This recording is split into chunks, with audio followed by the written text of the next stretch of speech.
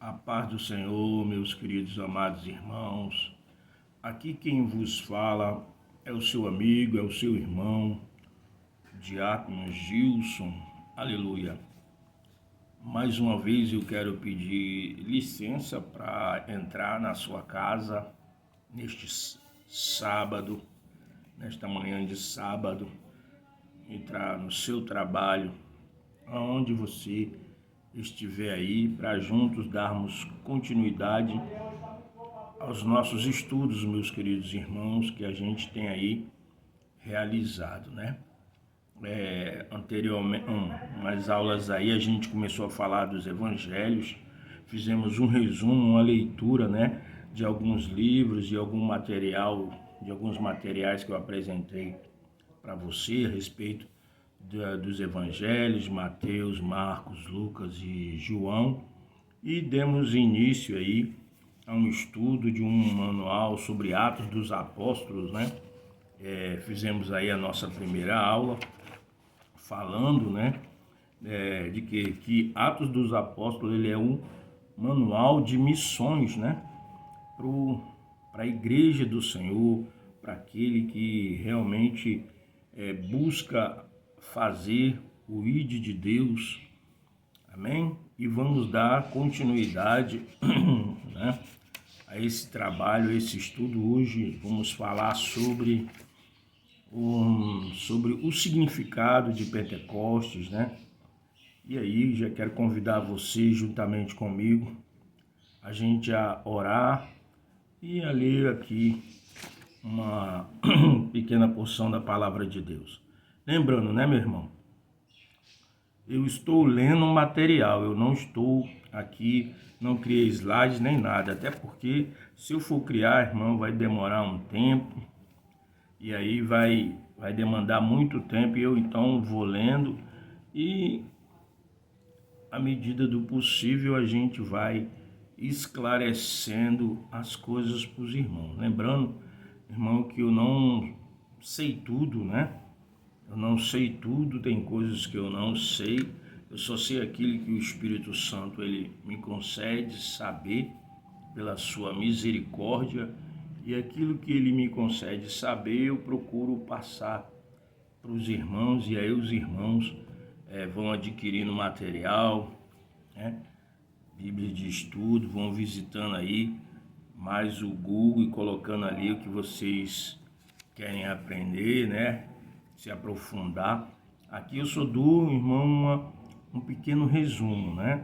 Para que a gente crie na pessoa o desejo de pesquisar, de aprender, né? Porque assim foi assim também comigo, meu irmão. Quando eu dei início à minha caminhada cristã, né?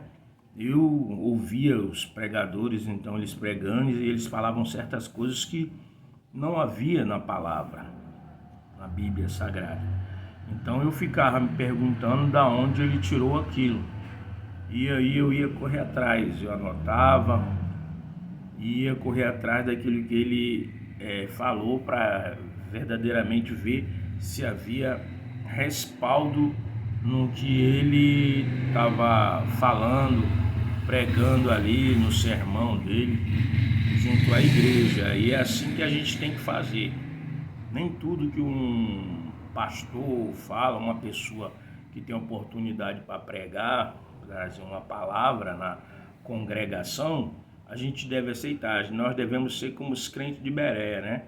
Analisar tudo, reter aquilo que é bom, tá entendendo? Você vai anotando, vai vendo se isso realmente tem respaldo bíblico, né?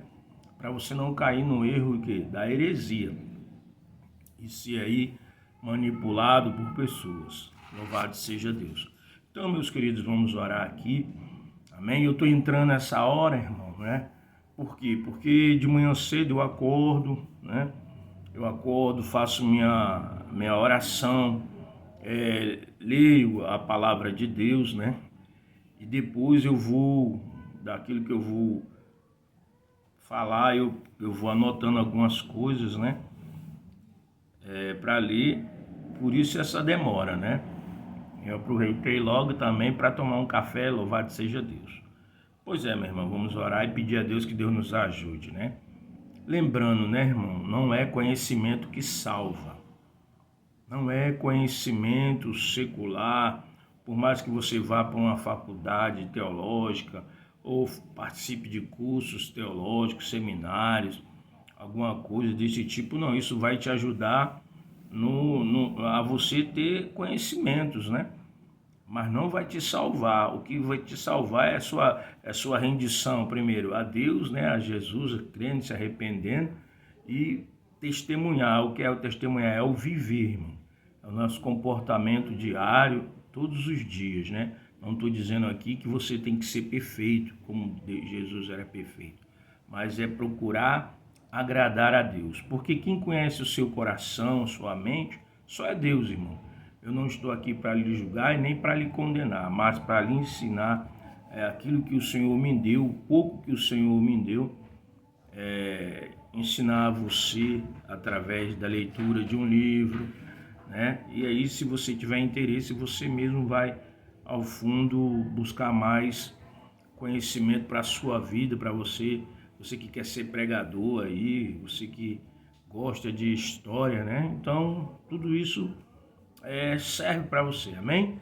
Vamos orar. Pai amado e querido, aqui estamos mais uma vez na tua presença, em nome de Jesus, para falar, meu Deus, coisas concernentes ao céu. Por isso, te peço, Pai, toma o primeiro lugar aqui, que não seja eu, Gilson, a falar, mas o teu Espírito Santo a ministrar, Senhor, a falar a cada vida. Edifica a vida desse irmão, dessa irmã, Pai, dessas pessoas que vão ver e assistir este vídeo, que seja de edificação para elas, de crescimento e maturidade espiritual para a vida de cada um, em nome de Jesus. Pai, perdoa nossos pecados, nossas faltas, nossas falhas, iniquidade, transgressão, rebeldia. Que o Senhor nos perdoe em nome de Jesus, que o Senhor faça nascer no nosso coração, meu Pai, o primeiro amor. Aquele que está fraco, levanta, Pai, perdoa, em nome de Jesus. Se porventura tem algum irmão, irmã que acabou caindo, Pai, de alguma forma, sem explicação, por falta de vigilância, porque muitas das vezes nós oramos, nós meditamos na palavra, mas muitas das vezes nos falta o vigiar de cada um de nós, que muitas das vezes nós não vigiamos totalmente e às vezes acabamos tendo uma recaída. Então visita essa vida, Pai, em nome de Jesus, levanta, transforma, liberta essa vida do vício, do álcool, né? Das drogas, da prostituição, de todo tipo de impureza sexual, de palavrões, meu Pai. Se essa pessoa é dada a falar palavrão, se essa pessoa é uma pessoa que é dada ao vício do álcool, ao vício das drogas, seja lá o que for, Pai, que o Senhor ajude esta pessoa a se libertar, mortificando a carne dela, renovando a mente através da estudo, da leitura, da meditação das Santas Escrituras, através da oração, através da consagração. Deus, faça o que ela não pode fazer, em nome de Jesus Cristo, Pai. Louvado seja Deus, porque enquanto a vida, a esperança, Senhor, de salvação, a esperança de se arrepender verdadeiramente, se a pessoa assim o desejar, Senhor, em nome de Jesus. Não podemos nos render, nos deixar se escravizar pelo inimigo, mas que o Senhor venha quebrar todas as cadeias, correntes, as algemas que amarram, que prendem, escravizam a alma de cada um de nós, seres humanos, Senhor, em nome de Jesus. Glória a Deus, meus queridos irmãos. E aqui eu quero compartilhar com os irmãos o Salmo 91, louvado seja Deus. Diz assim a palavra de Deus: aquele que habita no esconderijo do Altíssimo, à sombra do Onipotente descansará. Direi do Senhor, Ele é o meu Deus, o meu refúgio, a minha fortaleza, e nele confiarei. Porque Ele te livrará do laço do passarinheiro e da peste perniciosa.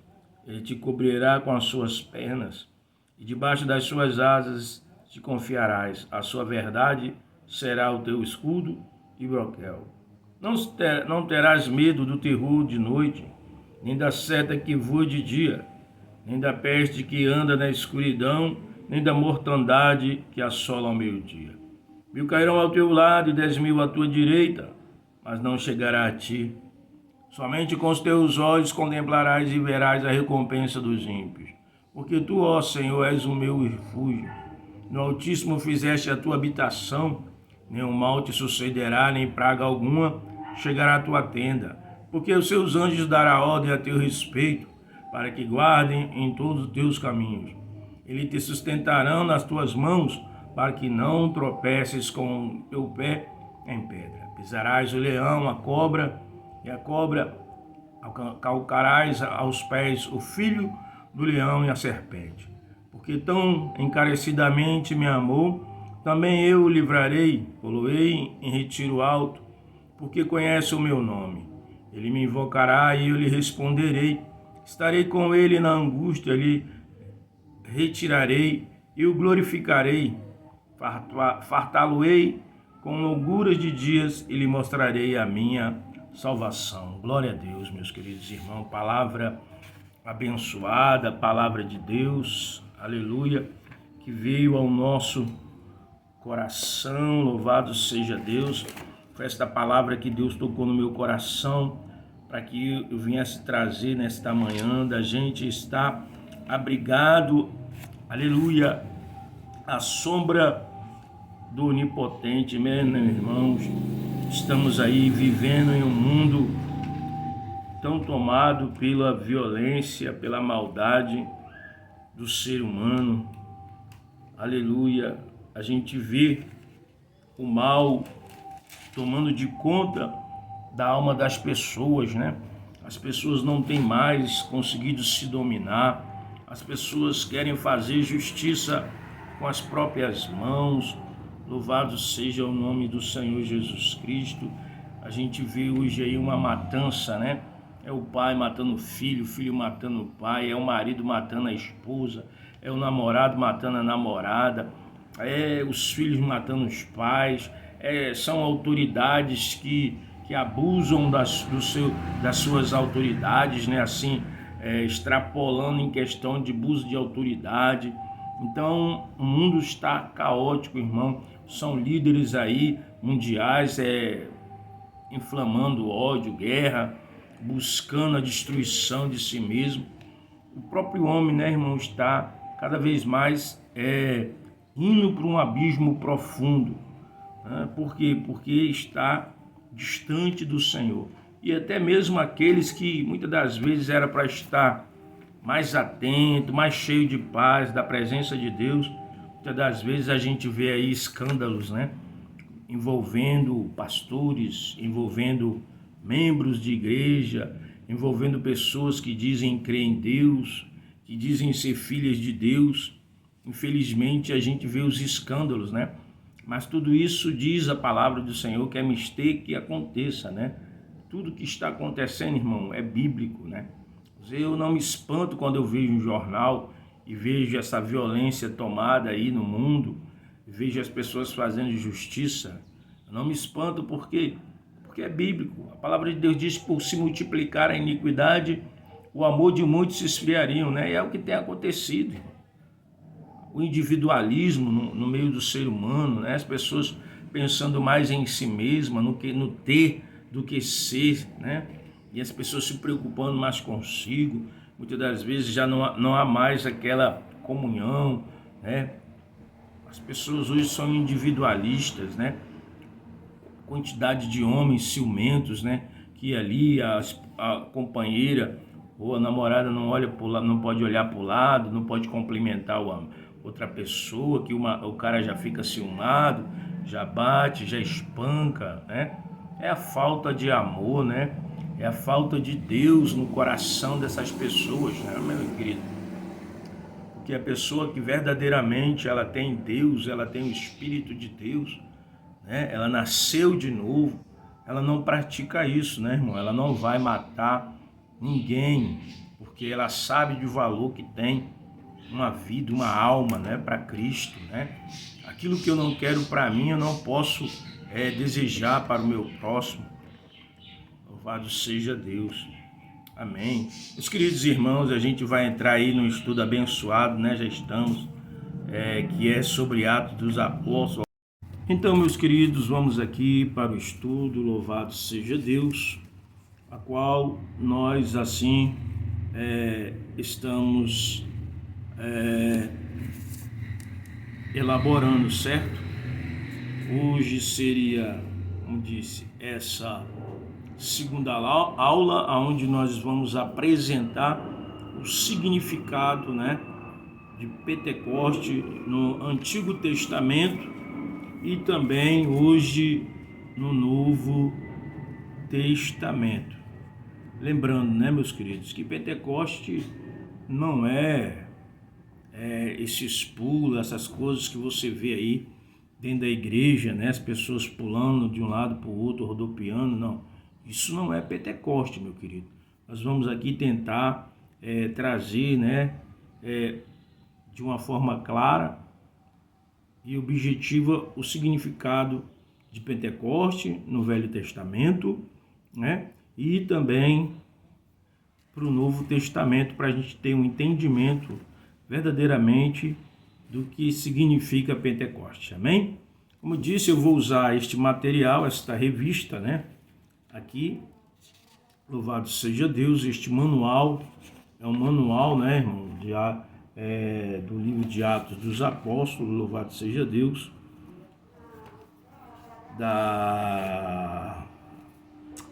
louvado seja Deus, das Sociedade Cristã Evangélica de Publicações, né, dessa entidade que aqui nós vamos usar este livro para poder, então, fazer os nossos estudos. E aqui na introdução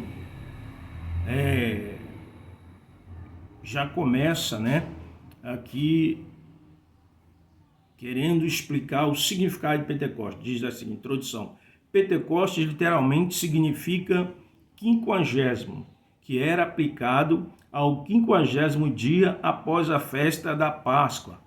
Originalmente era a festa da colheita, de acordo com o Êxodo 23:16, ou a festa da semana, né, conforme Êxodo 34:22.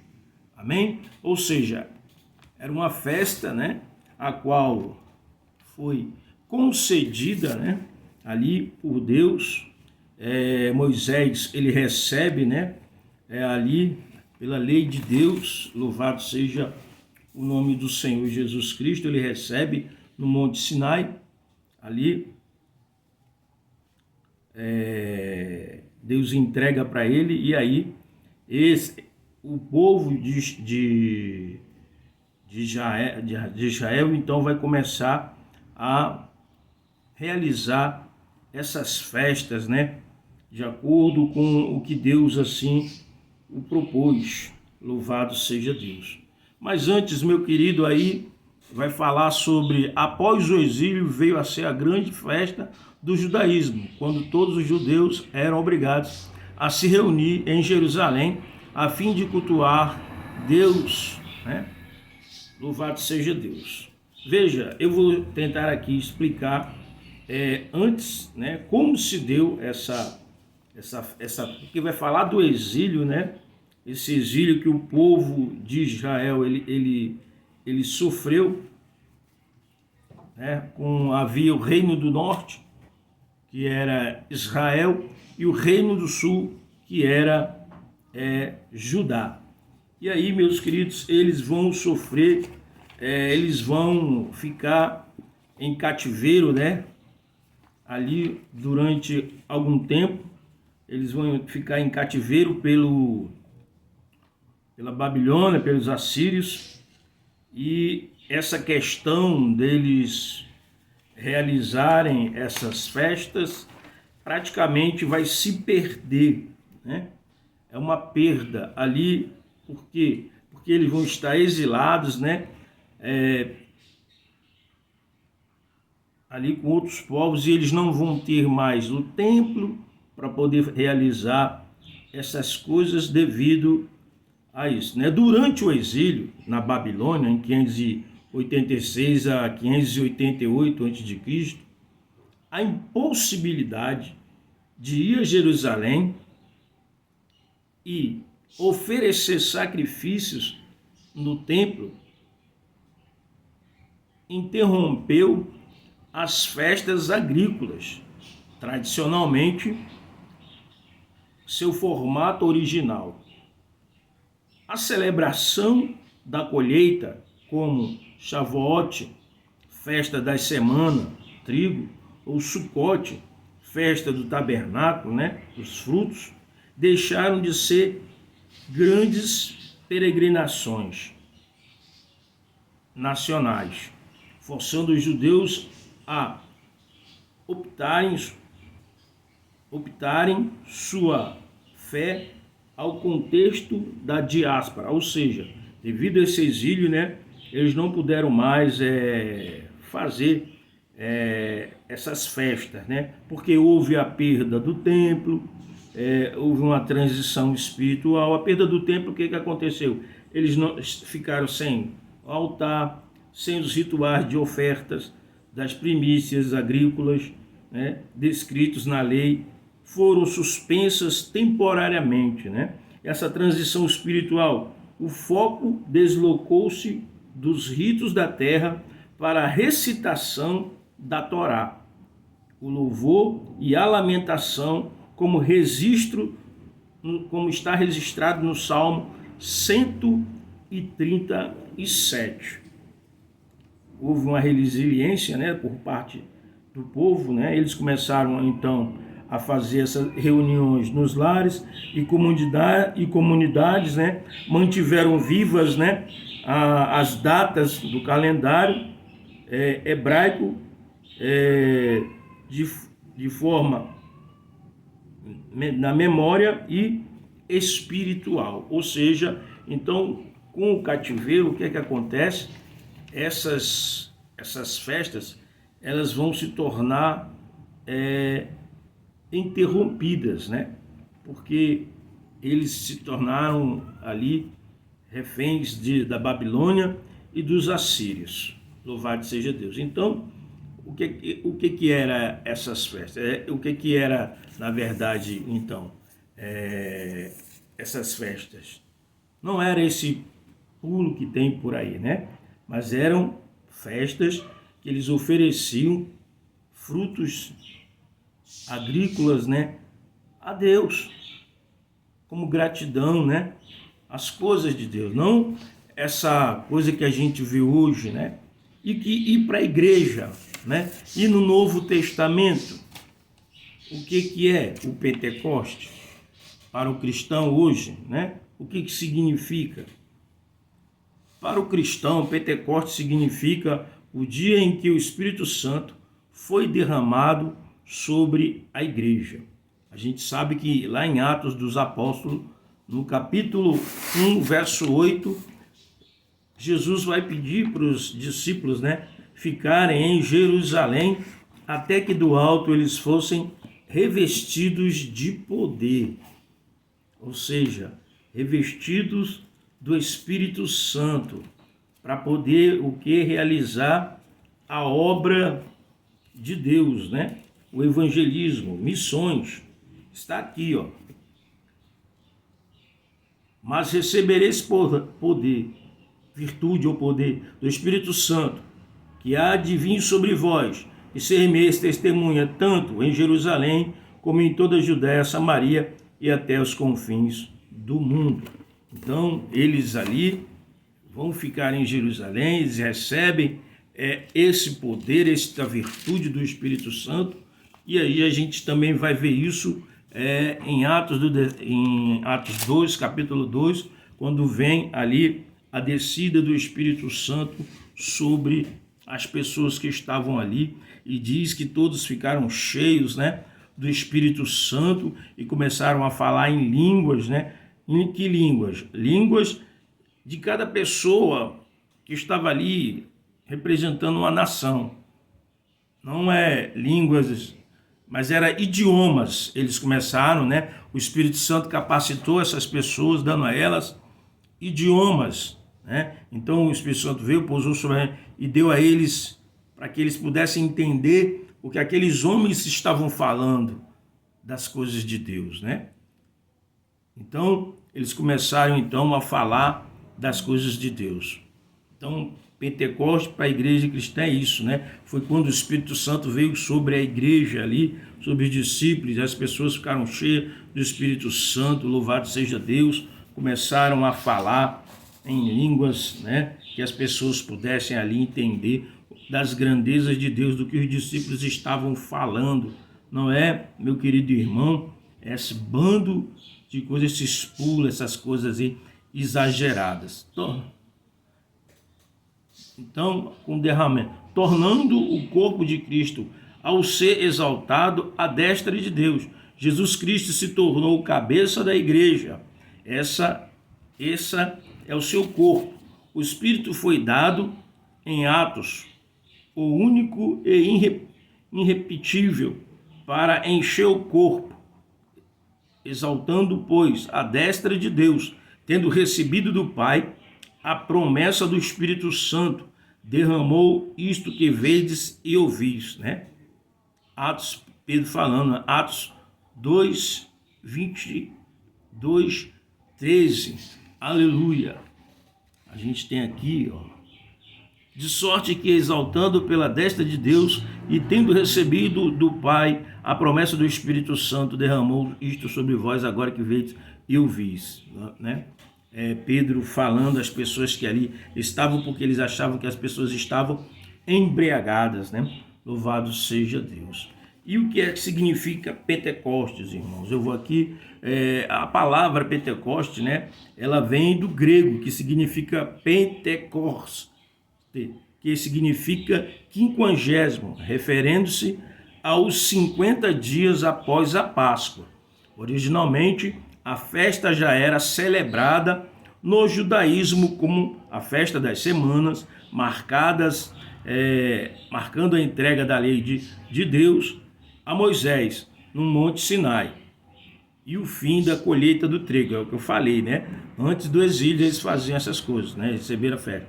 Pentecoste tem suas raízes no judaísmo, onde era conhecida como a festa das semanas. Originalmente, uma celebração agrícola, marcava o fim da colheita e de trigo, a entrega da lei e de trigo. A entrega da lei, eu já falei da lei a Moisés, né? Louvado seja Deus.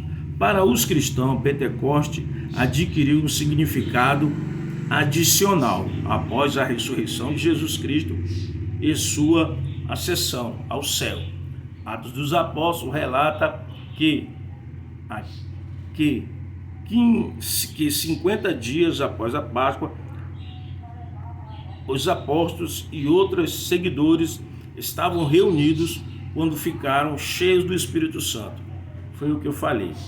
Louvado seja o nome do Senhor Jesus Cristo. Então, meus queridos, aí a gente acabou então vendo que Pentecoste significa, na época de Cristo, era relação às festas, né? As festas as festas que teve ali, aquele Shavuot e Sukkot, né? Que eram as festas que tinham determinadas por Deus. Louvado seja o nome de Jesus. A exposição. O evento do Pentecoste, seguido de Jesus. É possível entender o Pentecoste através do ensino de Jesus Cristo. Eu rogarei ao Pai e Ele vos dará outro Consolador, a fim de que esteja para sempre convosco, o Espírito da verdade, que o mundo não pode receber, porque não o vê nem o conhece. Vós o conheceis, porque ele habita convosco e estará entre vós. João, capítulo 14, verso 16 ao 17. O Espírito Santo é Deus. O termo outro indica outro igual, da mesma substância, natureza e poder. O Espírito Santo é a terceira pessoa da Trindade. Jesus o chama de Consolador, isto é, aquele que está ao lado para ajudar. É como se fosse um advogado. Ele assumiria o lugar de Jesus. Ele é Deus. Atos capítulo 5, capítulo 3, verso 4. 1 Coríntios, capítulo 12, capítulo 4, verso 6. 2 Coríntios, capítulo 3, verso 17. João 15, 26. Antes do Pentecoste, o Espírito Santo habitava com o crente e não no crente. Ele estava convosco. Antes do Pentecoste, e estará em vós a partir do Pentecoste. A expressão para sempre revela a presença definitiva do Espírito Santo na vida do crente. Romanos, capítulo 8, verso 9 ao 11. 2 Coríntios, capítulo 1, verso 22. Efésios, capítulo 1, verso 13 e 14. A glorificação de Jesus Cristo era o evento que procedia e condicionava o derramar do Espírito Santo. Convém-vos que eu vá, porque se eu não for, o Consolador não virá para vós outro. Se porém eu for, eu vou-lo enviarei. João 16, verso 7. Porque o Espírito Santo ainda não fora dado, por ainda Jesus não ter sido glorificado. João 7, 39. A obra expiatória de Jesus Cristo exultaria na reunião em um só corpo de todos os filhos de Deus, e não somente pela nação, mas também para reunir em um só corpo os filhos de Deus que andam dispersos. João 11, 52. O Pentecostes foi o batismo ou a reunião dos filhos de Deus em um só corpo, pois em um só Espírito todos nós fomos batizados em um só corpo, em um só corpo, quer judeus, quer grego, quer escravo, quer livre, e a todos nós foi dado beber de um só Espírito. Paulo fala em um só batismo, Efésios 4, verso 4 ao 6. É o batismo do Espírito Santo, o mesmo para todos os que creem em Jesus Cristo, e que acontecem uma única vez, 1 Coríntios, capítulo 12, verso 13. É o batismo dos fiéis para integrarem o corpo de Cristo. O Espírito Santo não habita no mundo, sociedade sem Deus, mas exclusivamente no crente, povo de propriedade exclusiva de Deus, porque maior é aquele que está em vós do que aquele que está no mundo. Aleluia. 1 de João 4, verso 4. Acaso não sabeis que o vosso corpo é santuário do Espírito Santo e que está em vós, o qual tendes da parte de Deus e que não sois de vós mesmos? 1 Coríntios, capítulo 6, verso 19. Ou seja, meu irmão, o Espírito de Deus foi derramado para aqueles que verdadeiramente entregaram a sua vida a Deus, aleluia, se arrependeram e creram em Jesus Cristo como Senhor e Salvador. Então, Deus prometeu, né? Jesus promete esse batismo. A gente vê a promessa dele já lá em Joel, capítulo 2, verso 28, onde diz que ele vai se cumprir ali no dia de Pentecostes, no capítulo 8 também, 1:8, e no capítulo 2 a gente vê ele se derramar de forma abundante na vida das pessoas, capacitando para fazer a obra de Deus, formando um corpo com Cristo, né? Louvado seja Deus, um só batismo, um só Deus, louvado seja o nome de Jesus. O significado de Pentecoste para a igreja.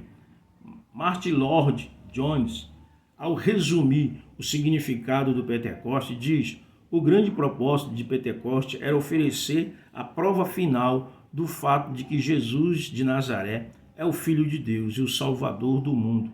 Isso é declarado. A segunda coisa é a grande inauguração da igreja como seu corpo.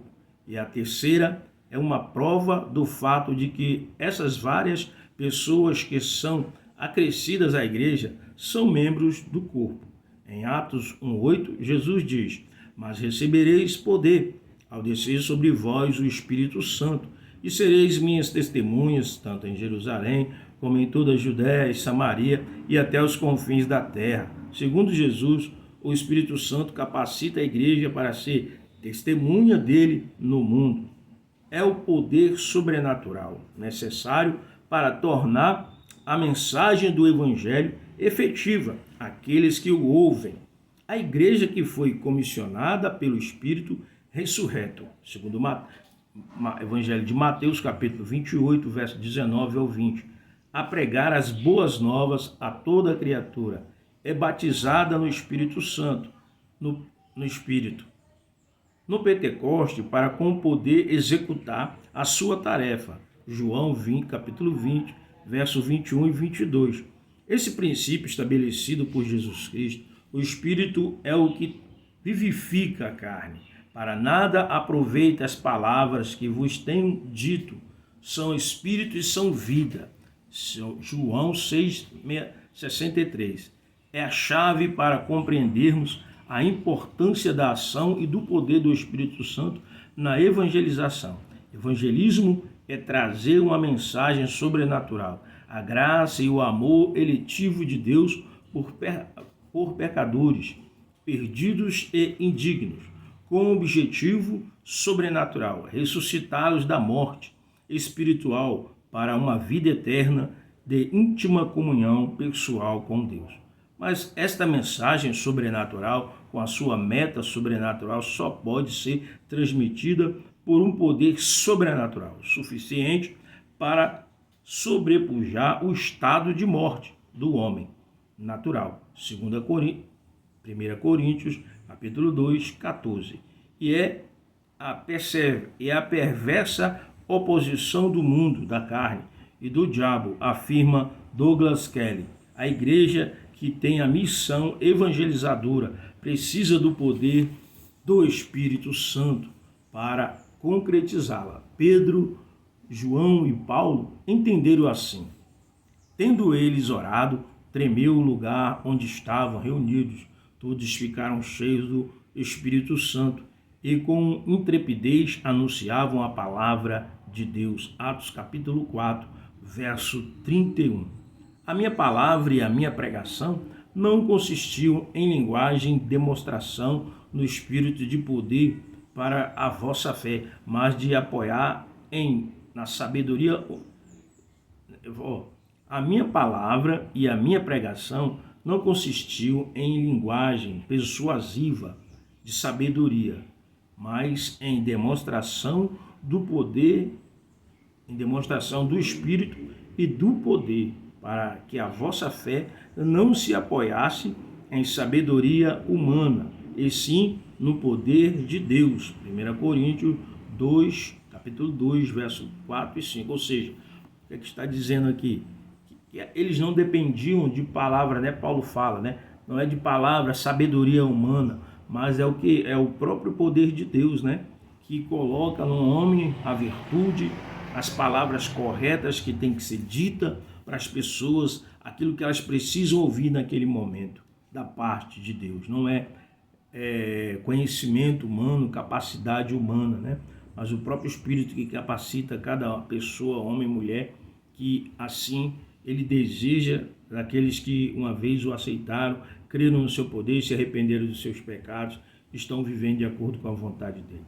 Com toda oração e súplica, orando em todo o tempo, no Espírito, e para isto, vigiando com toda perseverança e súplica por todos os santos e também por mim, para que me seja dada no abrir da minha boca a palavra, para com intrepidez fazer conhecido o mistério do Evangelho. Efésios 6, versos 18 e 19.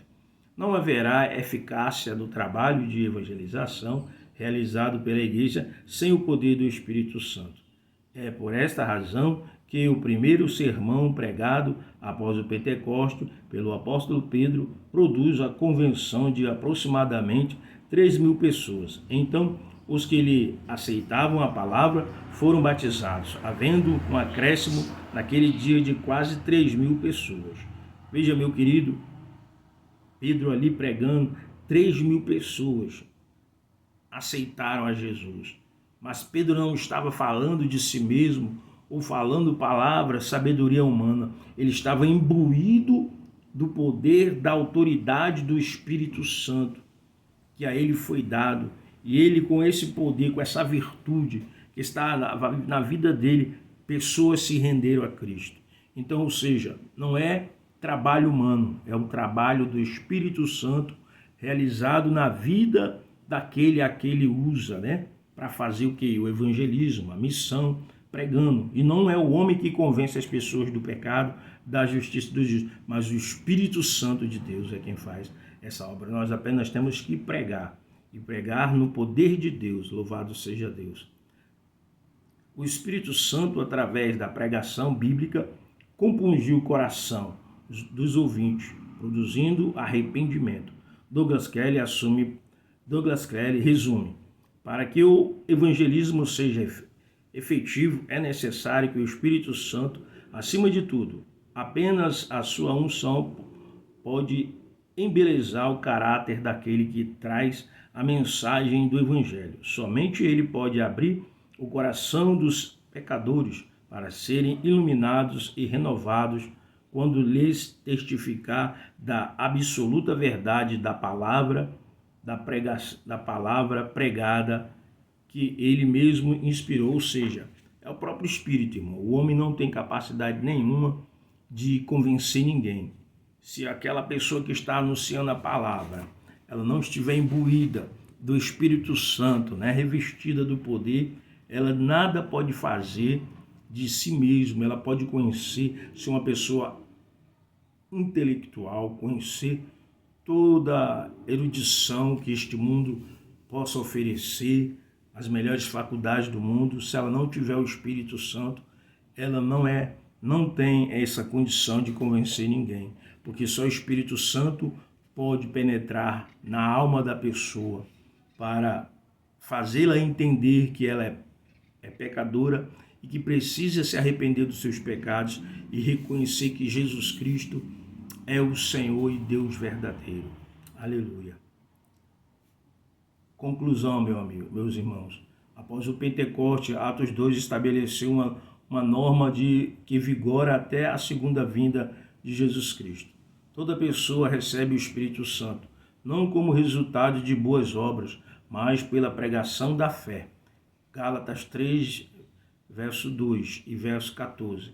Esta é a chamada de fé salvadora, produzida por Deus no momento da convenção.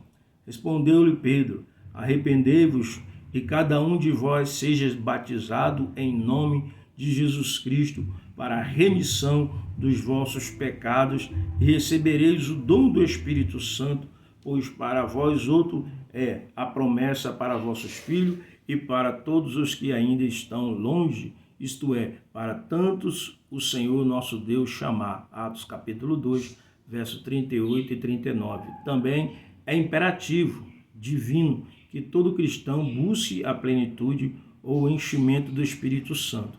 Enchei-vos do Espírito Santo. Há 4 aspectos importantes que devemos ser destacados nesta ordem. Ele está no modo imperativo, enchei-vos. Não é uma opção para o cristão, mas um mandamento divino. Ele está no plural, enchei-vos. Não é um privilégio para alguns, mas para uma obrigação de todos. Ele está na voz reflexiva. Enchei-vos significa deixai-vos encher pelo Espírito Santo. O cristão deve se entregar sem reserva ao Espírito Santo. Ele está no presente. Enchei-vos indica uma apropriação contínua que inicia e não tem jamais e não termina jamais. Pentecostes significa vida no Espírito. Louvado seja Deus, irmãos. Nós temos que dar continuidade a este trabalho, né, de Deus, que é o ato dos apóstolos, o ato do Espírito Santo. Então nós temos que orar mais, buscar mais o Senhor, pedir perdão dos nossos pecados, né, nos arrependermos, deixar de mão tudo que desagrada a Deus e procurar viver uma vida de conformidade com a vontade de Deus. Meus queridos irmãos, que vocês possam crescer na graça, no conhecimento de Deus, que vocês possam depositar um tempo para Deus na vida de vocês, para orar, para meditar na palavra, em nome de Jesus, que vocês possam se consagrar, não vocês, todos nós, né? Pedir para ser cheio do Espírito Santo todo dia, meu irmão, porque estamos num mundo aí perverso, onde a maldade, o amor tem diminuído, as pessoas estão cheias de ódio no coração, e nós, como servos de Deus, temos que anunciar a palavra de Deus, não pelo poder ou conhecimento humano, mas pelo poder do Espírito Santo, que colocado na minha e na sua vida, meu irmão. Temos que nos encher todo dia orando, pedindo a Deus misericórdia, nos renovando para fazer o que? O ide do Senhor. Porque quando nós vamos, meu irmão, nós estamos entrando num campo, entrando no terreno do inimigo. E nós precisamos ser revestidos do Espírito Santo. Eu vejo às vezes muitos irmãos, né, que brinca, vai evangelizar, vai brincando. Isso é coisa séria, irmão. Quando a gente vai evangelizar, a gente está mexendo no mundo espiritual. E se a gente não estiver na nossa vigilância e com a nossa vida no Senhor, o inimigo pode nos setar. O inimigo pode nos setar e aí às vezes a gente não sabe, né? Por quê?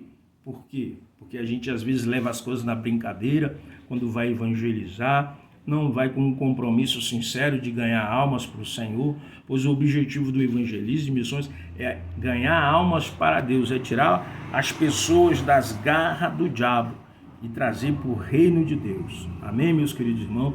Que Deus abençoe a sua vida, a sua família, em nome de Jesus. Eu não fiz uma leitura aqui tão perfeita, mas eu acredito que dá para você entender aí o que eu quis dizer, alguma coisa a respeito do Pentecoste, a respeito de nós nos enchermos do Espírito Santo, você, eu, todos nós precisamos todo dia, meu irmão, pedindo a Ele o revestimento, a capacidade. Eu não posso nada de mim mesmo. Por mais que você lê a Bíblia todo dia, ore, se você não tiver o Espírito Santo, não vigiar também, a gente é tudo em vão. Porque a gente não sabe, irmão. Qualquer momento Deus pode nos enviar para a casa de alguém para fazer uma oração, entendeu? Alguém precisa, está passando por um momento difícil, está endemoniado, e às vezes a pessoa ali tem um irmão, e a gente tem que estar com vida, né, na presença de Deus, amém? Deus abençoe a sua vida, em nome de Jesus. Eu sou o Gilson do canal Comunidade dos Discípulos. Se inscreva no meu canal, dê o seu like e nos ajude a levar a palavra de Deus. Deus te abençoe, em nome de Jesus, amém, e graças a Deus.